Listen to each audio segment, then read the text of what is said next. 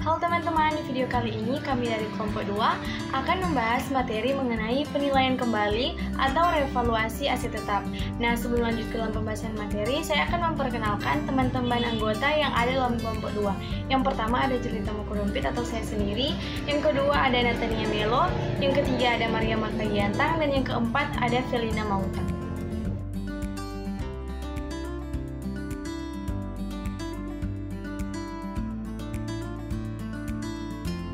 Kita masuk yang pertama, yaitu pendahuluan. Dalam kondisi inflasi, perusahaan perlu mempertimbangkan kembali untuk melakukan revaluasi karena nilai buku tidak dapat mencerminkan harga pasar yang berlaku.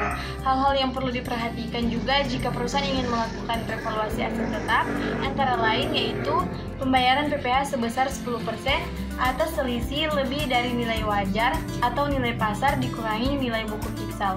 Aset yang telah direvaluasi tidak dapat dialihkan dalam waktu 5 tahun. Jika dialihkan, maka akan dikenakan PPh sebesar 15% dari selisih revaluasi yang telah dikenakan pajak, kecuali jika dialihkan kepada pemerintah untuk menggabungkan peleburan dan pemekaran usaha.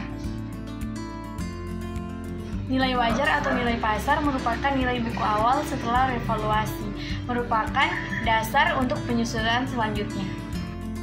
Penilaian kembali aset tetap bagi perusahaan memiliki 3 fungsi. Yang pertama, perhitungan harga pokok akan menghasilkan nilai yang mendekati harga pokok yang wajar. Yang kedua, meningkatkan struktur modal sendiri.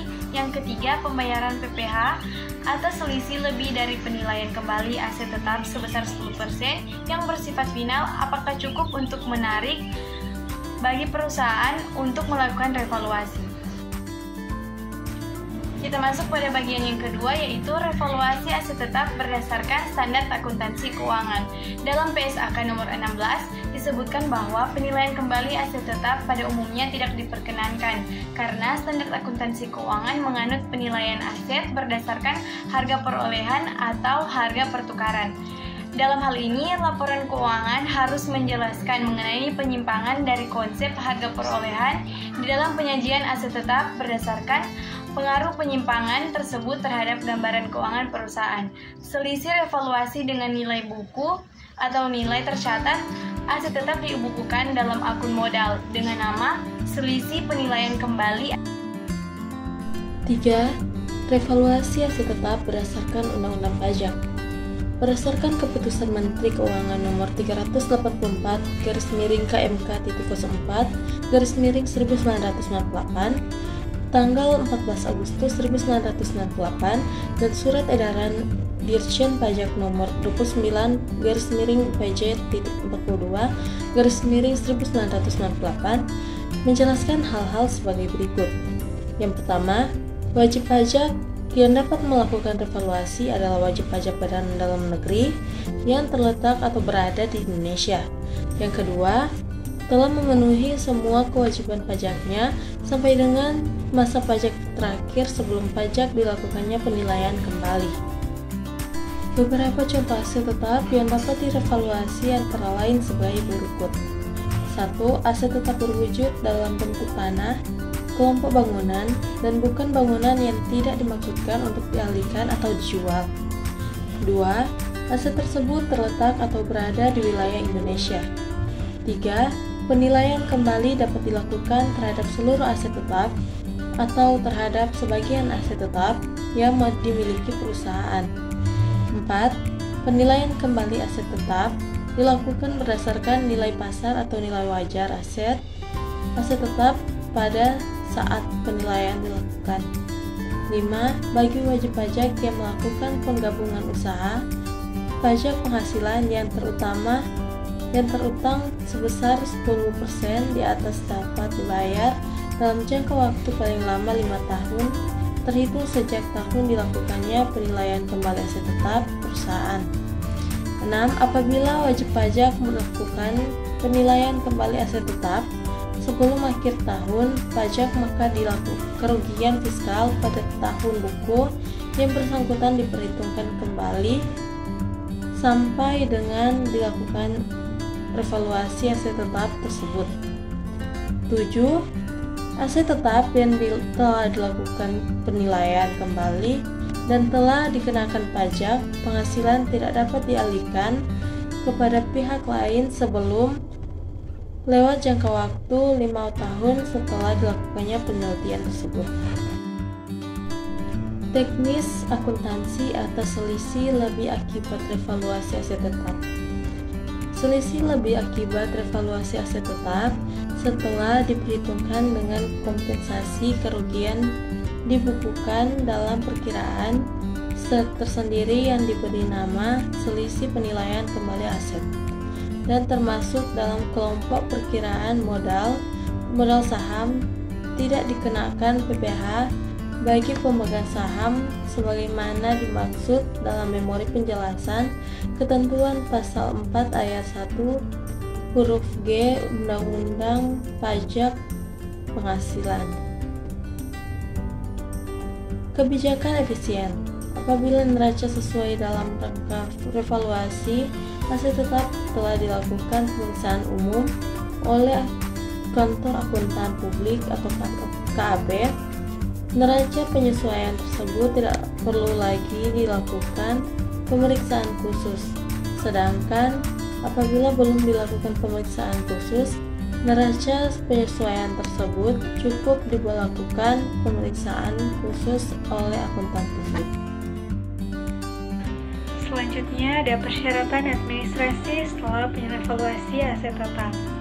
Nah, setelah melakukan revaluasi aset tetap, wajib pajak memberitahukan hasil penelitian kembali dengan mengisi formulir yang telah disediakan kepada Dirjen Pajak atau kepada Kepala KPP tempat wajib pajak terdaftar dengan melampirkan hal-hal sebagai berikut.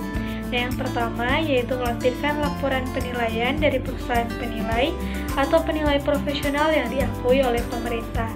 Yang kedua yaitu neraca penyesuaian yang telah diaudit oleh akuntan publik yang secara jelas terlihat nilai aset sebelum dan sesudah dilakukannya revaluasi aset tetap.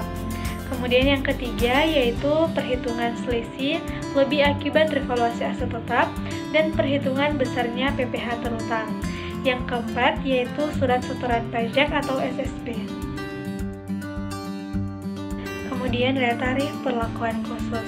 Nah, khusus bagi wajib pajak yang melakukan penggabungan usaha, PPh final dapat dibayarkan dalam jangka waktu paling lama yaitu 5 tahun, terhitung sejak tahun fiskal dilakukannya revaluasi aset tetap. Sepanjang PPh yang dibayarkan atau dilunasi setiap tahunnya tidak boleh kurang dari 20% dari PPh terutang, kecuali perusahaan untuk tahun terakhir. Jangka waktu pengambilan keputusan oleh otoritas pajak.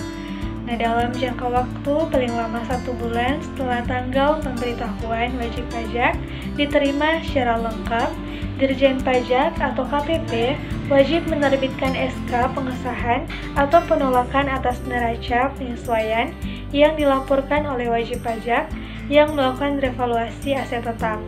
Dan apabila dalam jangka waktu tersebut Dirjen Pajak atau KPP tidak atau belum memberikan pengesahan atau penolakan, maka neraca penyesuaian yang disampingkan oleh wajib pajak dianggap disetujui demi kepastian hukum.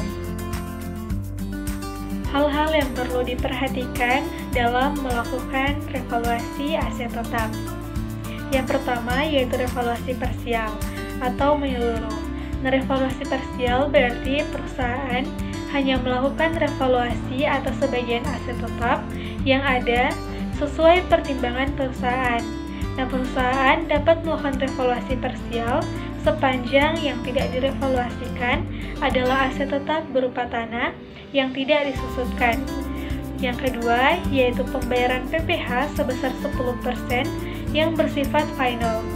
Nah, bagi perusahaan yang akan melakukan revaluasi perlu melakukan perhitungan. Apakah membayar PPh sekarang sebesar 10% itu lebih menguntungkan daripada tarif PPh badan sebesar 30%. Nah, yang ketiga yaitu pembayaran pajak selama 5 tahun. Bagi perusahaan yang akan melakukan penggabungan usaha, PPh sebesar 10% yang terutang dapat dibayar dalam jangka waktu paling lama 5 tahun. Yang kelima, perencanaan pajak terhadap revaluasi aset tetap. Untuk yang berkaitan dengan masalah pajak, pertimbangan yang harus diperhatikan adalah kondisi perusahaan yang bersangkutan. Seperti, apakah kondisi perusahaan dalam keadaan laba rugi? Dan jika laba, berapa labanya? Apakah sudah mencapai lapisan kena pajak dengan tarif tertinggi? Dan jika rugi, kapan rugi terjadi? Tahun berjalan atau tahun-tahun sebelumnya? Dan kapan batas akhir kompensasi kerugian? Bagaimana dampak revaluasi terhadap pajak tahun berjalan dan tahun-tahun yang akan datang? Dan yang berikutnya, jika perusahaan tidak mempunyai rugi fiskal. Karena perusahaan tidak mempunyai rugi fiskal, maka yang harus dipertimbangkan adalah nilai tunai dari jumlah penyusutan aset yang berasal dari selisih lebih, baru kemudian dibandingkan dengan PPh final yang harus dibayar.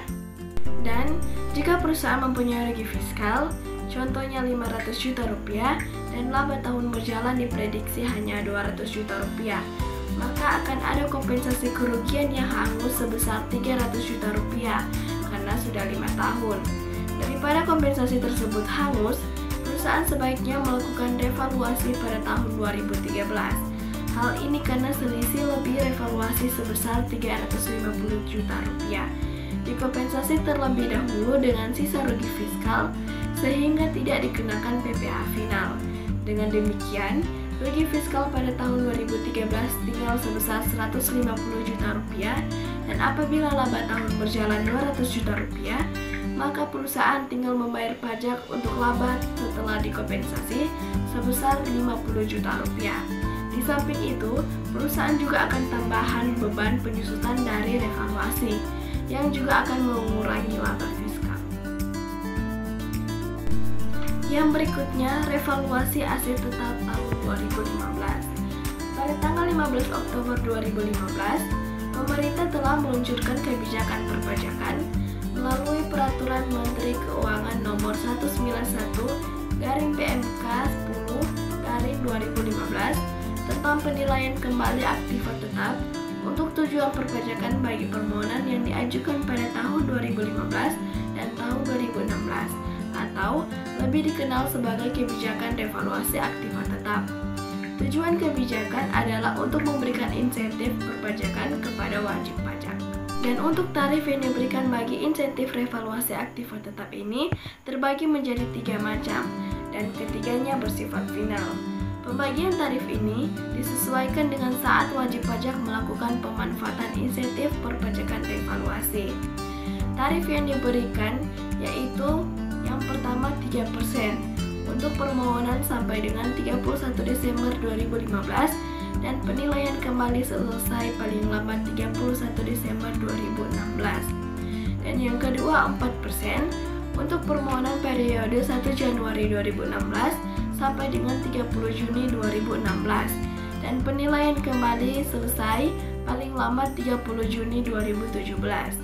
Dan yang ketiga 6% untuk permohonan periode 1 Juli 2016 sampai dengan 31 Desember 2016 dan penilaian kembali selesai paling lambat 31 Desember 2017. Dan dari ketiga tarif tersebut dikenakan atas selisih lebih nilai aktiva tetap, hasil penilaian kembali atau hasil perkiraan penilaian kembali oleh wajib pajak berdasarkan kantor jasa penilaian publik atau ahli penilai di atas nilai buku fiskal semula. Nah, demikian pembahasan materi yang telah kami jelaskan tadi mengenai penilaian kembali atau revaluasi aset tetap. Semoga apa yang telah kami jelaskan tadi dapat bermanfaat bagi teman-teman sekalian. Terima kasih.